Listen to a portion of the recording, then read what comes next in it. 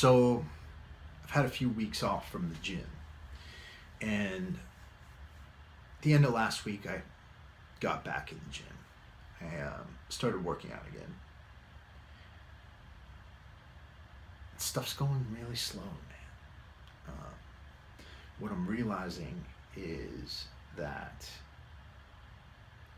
a lot of what I'm doing now is really just trying to hold myself together because I'm getting older.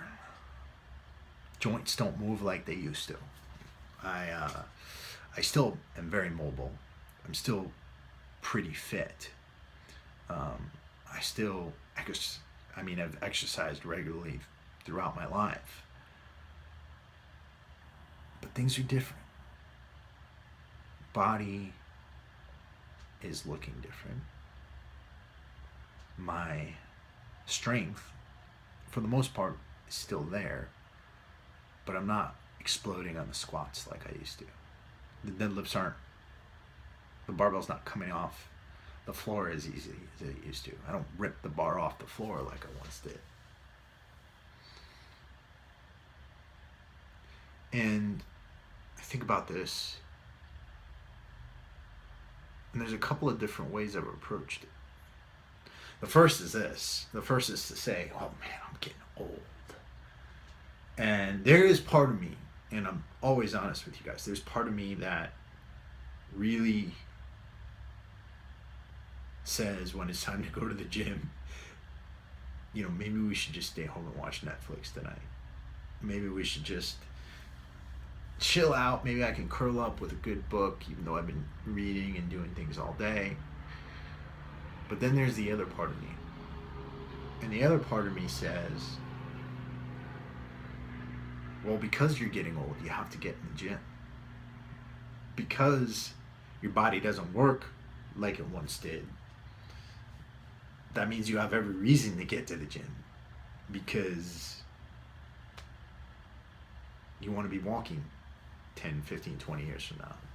You want to live without fear of a heart attack. You want to reduce your chances of cancer.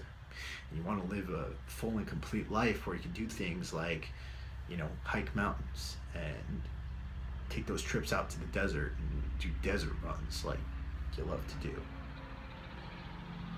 And that gets back to something that I talked about, I think, earlier in the week or last week, from the book I read, Extreme Ownership by Jocko Willink and Leif Babin.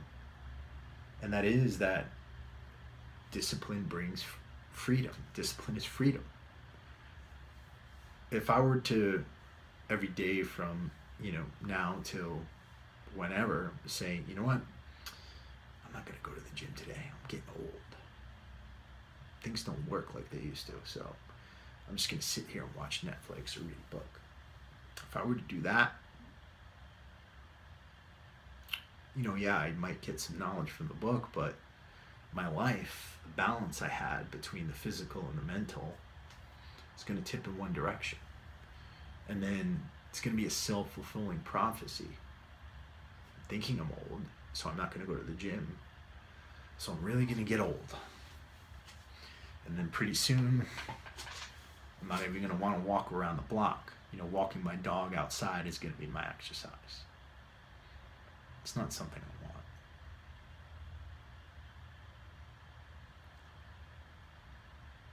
What I want is freedom, the ability to do what I want to do for as long as possible. What I want is to live my life in not being in fear of chronic disease, because I have before with my ulcerative colitis. What I want is to look good, to have muscles and things like that. That of course is probably the most surface implication of everything. But the biggest thing I want is freedom. The freedom that health provides, the freedom that, again, discipline provides. So I'm really just doing this discussion for you guys so that I can be honest with you, and so that I can share with you a lot of the same challenges that I go through. on a daily basis, because a lot of them are probably very similar to yours. Every one of us faces those choices every day. Every single one of us faces the choice to try to become stronger, or the choice to retreat and become weaker. And that goes for every single thing we do.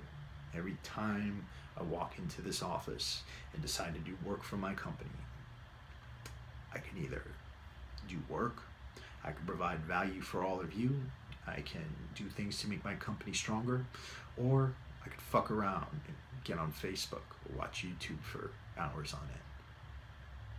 That's always a choice.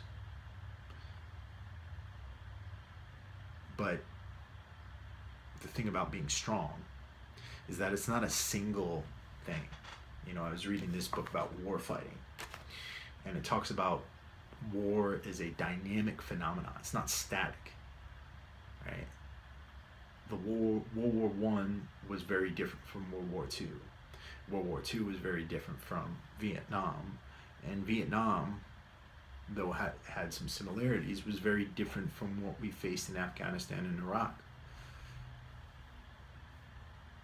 And the military had to continue to adapt, continue to get stronger in different ways, and allow itself to face new challenges and to overcome those challenges.